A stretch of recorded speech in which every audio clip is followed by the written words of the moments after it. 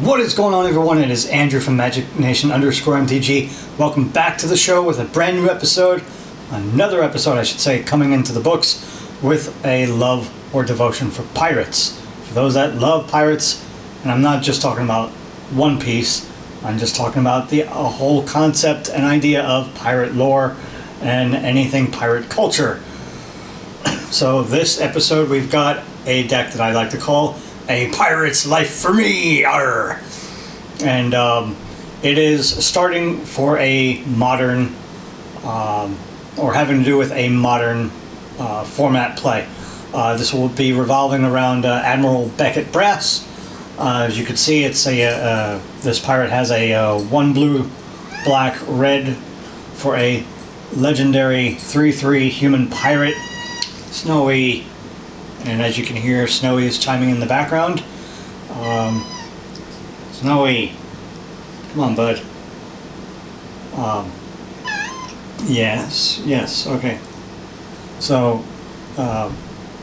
as we get into this deck tech episode, I just want to give everyone a heads up out there, all you beautiful boys and ghouls or girls in the MTG community, that we're going to be gearing up towards the season finale of Season 3 coming up within the next, probably, I'd say, between 3 to 5 upcoming videos. Whether if they're going to be pack openings or formal deck techs, whether it be for some kind of pro league qualifier or just at-home stuff. So without having further ado, let's get into this video. So this time for modern players, we got 3 copies. We're going to be playing with 3 copies of Admiral Beckett Brass. And as you can see, this card has other pirates you control get +1/+1. At the beginning of your end step, gain control of target non-land permanent controlled by a player who was dealt combat damage by 3 or more pirates this turn. So that's that right there already tells you that this is going to be a pretty massive pirate gang up or ambush type of deck. So we're going to be running 3 copies of Admiral Beckett Brass. And then we've got other cards in the mix here. We got Burden Aerialist, pay 2 and a blue for a 3/1 human pirate. When it enters the battlefield, create a treasure token. And then it also has, whenever you sacrifice a token, it gains flying until end of turn. So that's only if you sacrifice a treasure token. So we're going to be running 4 copies of Burdened Aerialist. Next up, we've got Zulaport Cutthroat, of course, 1 in the black for a 1/1 human rogue ally. It's not really a pirate, but it's got qualities. Hold on, Snowy, get out of the fireplace. So this one we've got whenever it or another creature you control dies, each opponent loses 1 life and you gain 1 life. Hold on. Snowy, knock it off. Stop it now. Stop it. Sorry, y'all. Seems that Snowy is, I think, got so much pent-up energy right now. So we're going to be running, I think, 4 copies of this card.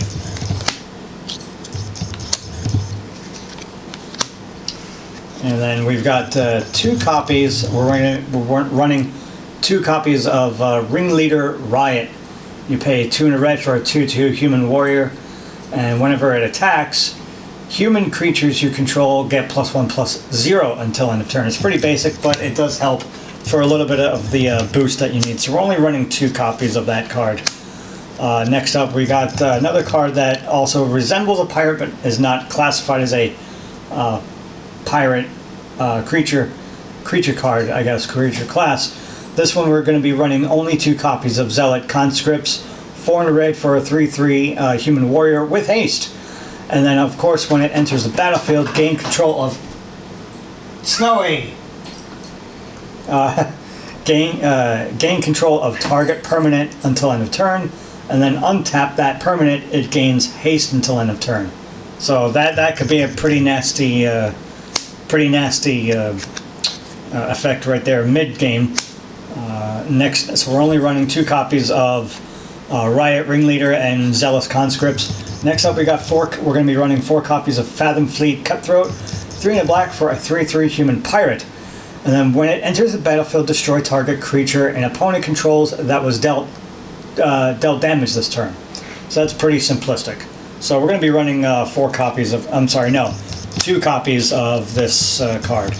Next up, we got a vehicle card, artifact vehicle, Sleek Schooner, pay 3 for a 4/3 vehicle, crew 1. Of course, you only tap any number of creatures you control with power 1 or more. This vehicle becomes an artifact creature until end of turn. So that's pretty simplistic. Next up, we're going to be running 1 copy of our Dire Fleet Captain, pay black-red for a 2/2 Orc Pirate. Whenever it attacks, it gets +1/+1 until end of turn for each other attacking pirate. So that's pretty nifty. Next up, we got 1 copy of Pitiless Plunderer, one of my favorite pirates. 3 and a black for a 1/4 pirate. Whenever another creature you control dies, create a colorless treasure artifact token. And then, of course, you tap it, sacrifice it, add 1 mana of any color to your mana pool. Pretty easy. And that'll just help out with mana ramp for a very short term, but not completely throughout the game, but just a little boost here and there. Next up, we're going to be running 2 copies of Civic Saber, pay 1 for an equipment, and of course, each equipped creature gets +1/+0 for each of its colors. So that's pretty cool. Next up, we're going to be running 2 copies of Pirate's Cutlass, pay 3 for this equipment, and then of course when it enters the battlefield, attach it to target pirate you control. Equipped creature gets +2/+1, and so that's pretty simplistic. And the card pretty much explains itself at that point. So you're only going to be running 2 copies of this. Next up, we're going to be running 1 copy of Siren Lookout, 2 and a blue for a 1/2 Siren Pirate with flying. When it enters the battlefield, it explores. Reveal the top card of your library. Put that card into your hand if it's a land. Otherwise, put a +1/+1 counter on this creature. Then put the card back, or put it into your graveyard. So that's pretty interesting. That's an interesting effect for a late game. Next up, we've got we're going to be running 1 copy of Deadeye Brawler, 2 blue-black for a 2/4 human pirate, Death Touch, and it has Ascend. If you control 10 or more permanents, you get the city's blessing for the rest of the game. When it deals combat damage to a player, if you have the city's blessing, you draw a card. And so we're going to be running 2 copies of Deadeye Brawler. I'm sorry. Next up, we're going to be running 4 copies of one of my favorite cards, Faithless Looting. And you just pay 1 for a sorcery, draw 2 cards, then discard 2 cards, and then you could pay for its flashback cost, 2 and a red. You may cast this card from your graveyard for its flashback cost, then you exile it. And I think it would still have the same effect if you have to play the card from your graveyard. So again, we're going to be running 4 copies. Next up, we're going to be running 1 copy of Thassa's Bounty, 5 and a blue for sorcery. Draw 3 cards. Target player puts the top 3 cards of his or her library into his or her graveyard. Next up, we're going to be running 1 copy of Sea God's Revenge, 5 and a blue for sorcery. Return up to 3 target creatures your opponents control to their owner's hand. Then you scry 1. So while you're thinking, why would you want to do that? But it still gives you the little bit of information that you need for yourself for the next play. So, and because we're only running 1 card. one copy of Sea God's Revenge. Next up, we got 2 copies of Brineborn Cutthroat, one in the blue for a 2/1 Merfolk Pirate with Flash. Of course, you can flash the spell on any time you cast an instant. Whenever you cast a spell during an opponent's turn, put a +1/+1 counter on that creature. So we're going to be, again, running 2 copies of it. Next up, we're going to be running 1 copy of a Big Fin Bouncer. And you pay 3 in a blue for a 3/2 Shark Pirate. When it enters, return target creature an opponent controls to its owner's hand. So that'll kind of slow an opponent down for a bit, but not a whole lot. It's just a quick little whoop-de-doo in case if someone has a potential, I wouldn't say board wipe, but potential game-ending card that you want to try to delay 1 turn, maybe. Next up, we're going to be playing 1 copy of Pirate Ship, 4 in a blue for a 4/3 human pirate. And then, of course, it can't attack. It can't attack unless the defending player controls an island. Then you tap it. It deals 1 damage to target creature or player. When you control no islands, you sacrifice it. Next up, we've got Dreadwaters, 3 in a blue for sorcery. Target player puts the top X cards of his or her library into his or her graveyard, where X is the number of lands you control. We're going to be running 1 copy of Distortion Strike. Pay 1 blue for a sorcery. Target creature gets +1/+0 until end of turn and can't be blocked this turn. Then it has Rebound. If you cast a spell from your hand, exile it. As it resolves at the beginning of your next upkeep, you may cast this card from exile without paying its mana cost. Next up, we got a copy of Flash Flood. Pay blue. Destroy target red permanent or return target mountain to owner's hand. Now, I did just realize that prior to getting ready to record this episode, unfortunately it's not legal for Modern, as well as the next card coming up that I have in this deck. Erosion, 3 pay blue, and you enchant land. During his or her upkeep, target land's controller pays 1 mana or 1 life, or target land is destroyed. Effects that prevent or redirect damage cannot be used to counter this loss of life. So that's interesting. And I think this is a revised card, I'm not certain. Or unlimited, I don't remember. Okay. Next up, we're going to be running 1 copy of, Whisked Away. We're going to be playing 1 copy of Whisk Away, 2 in a blue for an instant. Put target attacking or blocking creature on top of its owner's library. Another quick little stave off type of card, in case you want to try to prevent at least 1 turn for an opponent to be playing a big game-ending card like, I don't know, Crater Hoof Behemoth for one. Next up, we've got Vanishment, 4 in a blue for an instant. Put target non-land permanent on top of its owner's library. Then for its miracle, you pay a blue. You may cast this card for its miracle cost when you draw it if it's the first card you drew this turn. Oh, so that's interesting.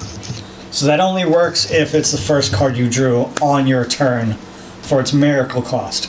Otherwise, you're going to be paying a pretty steep CMC. Next up, we've got a treasure token, of course. So we're going to be running a couple treasure tokens throughout the game for this deck. And of course, that pertains to any card that has to deal with producing treasure tokens. And for your final count for lands, we're going to be playing 6 islands. We're going to be playing 6 mountains. And 4 swamps. And there you have it, folks. That is your modern format pirate deck. I hope that everyone has enjoyed this deck tech. And again, just giving everyone a heads up, that there have been a couple cards in this deck that you may be able to go ahead and look up that unfortunately were not modern legal prior to me recording this video at the time. So again, go research a couple of cards such as Erosion and Flash Flood, I believe it was. Those cards, I think they're good and playable for Legacy. So most of these cards, I believe, are also Legacy legal. So if you want to maybe switch around your format for a later time, go right ahead. This deck is not meant to be played seriously for any kind of regional qualifiers or store level pro tournaments, I guess you could say, at the store level. So this really is I wouldn't say a generation and a half underpowered modern formatted deck with power creep, I guess, that is kind of outdated. Only because of I wouldn't say outdated is not the word I want to use, but it's kind of hit or miss. It's not going to win every match, but it should win you something, you know. So just take that into consideration, and again, everyone's viewpoint is their own. So with having said that, guys, that is the end of this deck tech video. Hope you guys enjoyed it. Hope you guys continue to stick around for the next couple of videos. Again, within the next 3 to 5 videos coming up will be the end of this season coming up. I will be having a couple things going on in my, I wouldn't say personal life, but a couple of things going on throughout my life coming up that may be involving my attention more. But coming up, Season 4 will be a brand new season with either more deck techs or single card discussions or pack openings. We'll see in the near future. But again, anyways, guys, hope you guys enjoyed it. Don't forget to hit that smash. Hope you guys have a great day. And don't forget to smash that beautiful like button and subscribe if you feel so led to. And again, don't forget to continue to check out for some of the new content coming out. And as always, guys, Jesus is real and God is real. And there is a plan and purpose for everything. So I hope everyone has a great day and for the rest of this weekend coming up. So again, coming up for Season 4 will be more in-depth stuff, but it will be at a slower pace. And so coming up for Season 4, I'm going to be doing a lot of volunteering coming up for my church that my wife and I attend. So that's going to take up a lot of my time, as well as my regular day job. So again, the videos coming up for Season 4 will be coming, but in less or more of a sporadic time frame, where if they're going to either be scheduled or impromptu. So hope you guys have a great day, and this has been Andrew with Magic Nation _MTG. Hope you guys have a great day, and again, play something magical today. Peace!